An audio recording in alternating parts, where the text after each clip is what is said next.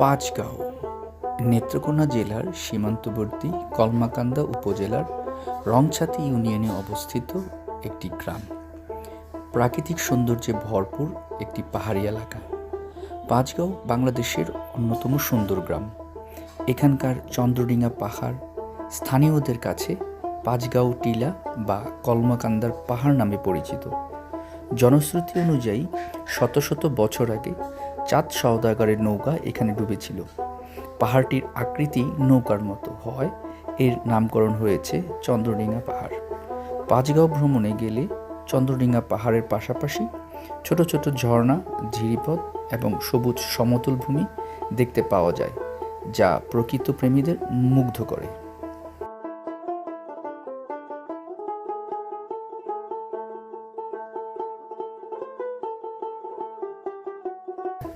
এখানে যেতে হলে ঢাকা থেকে মহাখালী থেকে রাতে বাস ছেড়ে যায় নেত্রকোনার কলমাকান্দার উদ্দেশ্যে।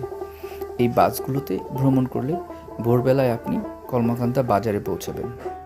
বাস ভাড়া 400 থেকে 500 টাকা হতে পারে। সেখান থেকে পাঁচগাঁও ঘুরে দেখার জন্য বাইক বা সিএনজি পাওয়া যায়। এছাড়া মহাখালী থেকে নেত্রকোনা গিয়ে সেখান থেকে পাঁচগাঁও যাওয়াও সম্ভব। ভিউয়ার্স, ফাইনালি আমরা কলমাকান্দার চন্দ্রডিঙা পাহাড়ের সামনে। আমার পিছনে দেখতে পাচ্ছেন, এটাই সেই চন্দ্রডিঙা পাহাড়। আগে পর্যন্ত যাওয়া যেত, বাট এখন এখানে যে বিডিআরের চেকপোস্ট আছে, এখানে বিডিআর আর যেতে দেয় না। আমরা একটু নিচে নামলাম। তো এই হচ্ছে চন্দ্রডিঙা পাহাড়।